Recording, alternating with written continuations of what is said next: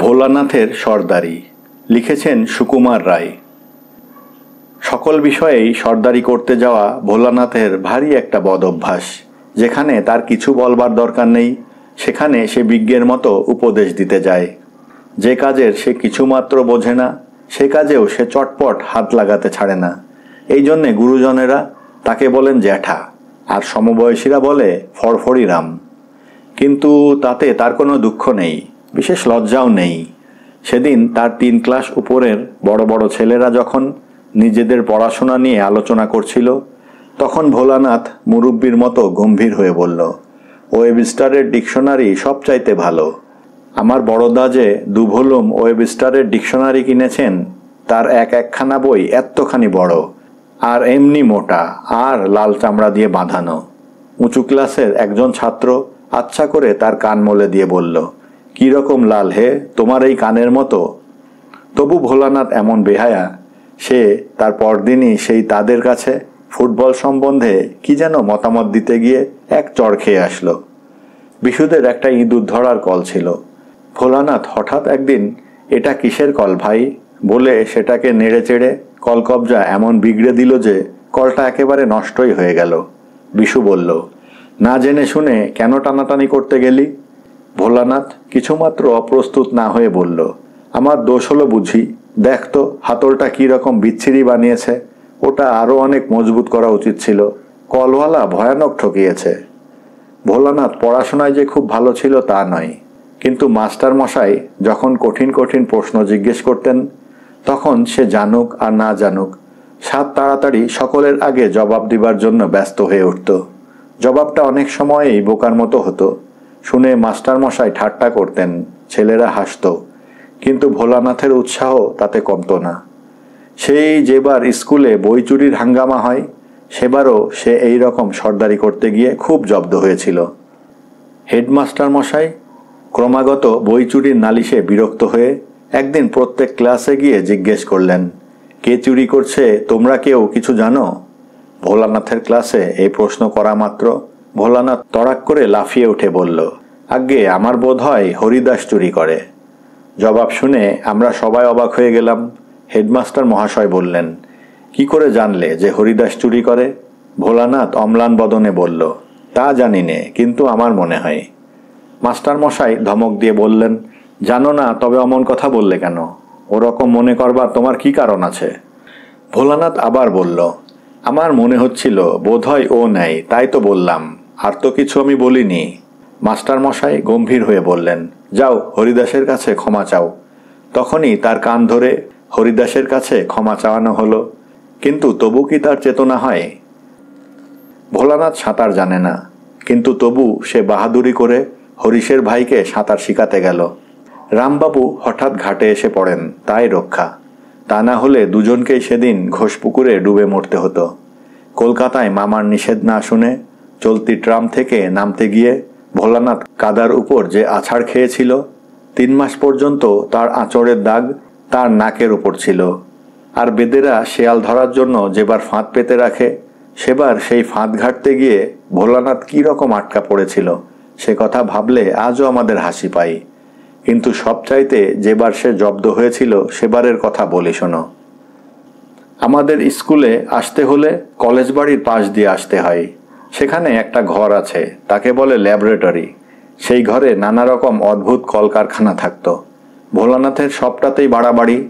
সে একদিন একেবারে কলেজের ভেতর গিয়ে দেখল একটা কলের চাকা ঘুরানো হচ্ছে, আর কলের একদিকে চড়াক চড়াক করে বিদ্যুতের মতো ঝিলিক জ্বলছে। দেখে ভোলানাথের ভারী শখ হলো যে সে একবার ঘুরিয়ে দেখে। কিন্তু কলের কাছে যাওয়া মাত্র কে একজন তাকে এমন ধমক দিয়ে উঠল যে ভয়ে এক দৌড়ে সেই স্কুলে এসে হাঁপাতে লাগলো। কিন্তু কলটা একবার নেড়ে দেখবার ইচ্ছা তার কিছুতেই গেল না। একদিন বিকেলে যখন সকলে বাড়ি যাচ্ছি তখন ভোলানাথ যে কোন সময়ে কলেজ বাড়িতে ঢুকলো তা আমরা বুঝতে পারিনি। সে চুপি চুপি কলেজ বাড়ির ল্যাবরেটরি বা যন্ত্রখানায় ঢুকে অনেকক্ষণ এদিক ওদিক তাকিয়ে দেখে ঘরে কেউ নেই। তখনই ভরসা করে ভিতরে ঢুকে কলকবজা দেখতে লাগলো। সেই দিনের সেই কলটা আলমারির আড়ালে উঁচু তাকের ওপর তোলা রয়েছে, সেখানে তার হাত যায় না। অনেক কষ্টে সে টেবিলের পেছন থেকে একখানা বড় চৌকি নিয়ে আসলো। এদিকে কখন যে কলেজের কর্মচারী চাবি দিয়ে ঘরের তালা এঁটে চলে গেছে, সেও ভোলানাথকে দেখেনি। ভোলানাথেরও সেদিকে চোখ নেই। চৌকির ওপর দাঁড়িয়ে ভোলানাথ দেখল কলটার কাছে একটা অদ্ভুত বোতল। সেটা যে বিদ্যুতের বোতল ভোলানাথ তা জানে না। সে বোতলটিকে ধরে সরিয়ে রাখতে গেল। অমনি বোতলের বিদ্যুৎ হঠাৎ তার শরীরের ভিতর দিয়ে ছুটে গেল। মনে হলো যেন তার হাড়ের ভিতর পর্যন্ত কিসের একটা ধাক্কা লাগলো। সে মাথা ঘুরে চৌকি থেকে পড়ে গেল।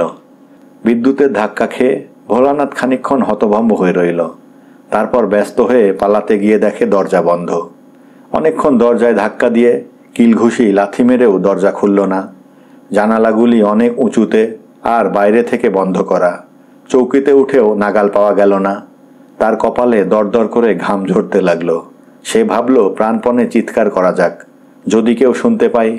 কিন্তু তার গলার স্বর এমন বিকৃত শোনালো আর মস্ত ঘরটাতে এমন অদ্ভুত প্রতিধ্বনি হতে লাগলো যে নিজের আওয়াজে নিজেই সে ভয় পেয়ে গেল। ওদিকে প্রায় সন্ধে হয়ে এসেছে। কলেজের বটগাছটির উপর থেকে একটা পেঁচা হঠাৎ ভুতুম ভুতুম ভূত বলে বিকট শব্দে ডেকে উঠল। সেই শব্দে একেবারে দাঁতে দাঁত লেগে ভোলানাথ এক চিৎকারেই অজ্ঞান। কলেজের দারোয়ান তখন আমাদের স্কুলের পাড়েজি আর দু চারটি দেশ ভাইয়ের সঙ্গে জুটে মহা উৎসাহে হা হা করে কাহা গও রাম বলে ঢোল করতাল পিটাচ্ছিল। তারা কোনরূপ চিৎকার শুনতে পায়নি। রাত দুপুর পর্যন্ত তাদের কীর্তনের হল্লা চলল। সুতরাং জ্ঞান হবার পর ভোলানাথ যখন দরজায় দুমদুম লাথি মেরে চেঁচাচ্ছিল, তখন সে শব্দ গানের ফাঁকে ফাঁকে তাদের কানে একটু আধটু আসলেও তারা গ্রাহ্য করেনি। পাড়েজি একবার খালি বলেছিল, কিসের শব্দ, একবার খোঁজ নেওয়া যাক। তখন অন্যেরা বাধা দিয়ে বলেছিল, আরে চিল্লানে দো। এমনি করে রাত 12টার সময় যখন তাদের উৎসাহ ঝিমিয়ে আসলো, তখন ভোলানাথের বাড়ির লোকরা লণ্ঠন হাতে হাজির হলো। তারা বাড়ি বাড়ি ঘুরে কোথাও তাকে আর খুঁজতে বাকি রাখেনি। দারোয়ানদের জিজ্ঞেস করায় তারা এক বাক্যে বলল, স্কুল বাবুদের কাকেও তারা দেখেনি। এই সময় সেই দুমদুম শব্দ আর চিৎকার আবার শোনা গেল। তারপর ভোলানাথের সন্ধান পেতে আর বেশি দেরি হলো না। কিন্তু তখনও উদ্ধার নেই। দরজা বন্ধ, চাবি গোপালবাবুর কাছে। গোপালবাবু বাসায় নেই, ভাইজির বিবাহে গিয়েছেন, সোমবার আসবেন। তখন অগত্যা মই আনিয়ে জানলা খুলে সার্সির কাঁচ ভেঙে অনেক হাঙ্গামার পর ভয়ে মৃতপ্রায় ভোলানাথকে বের করা হলো।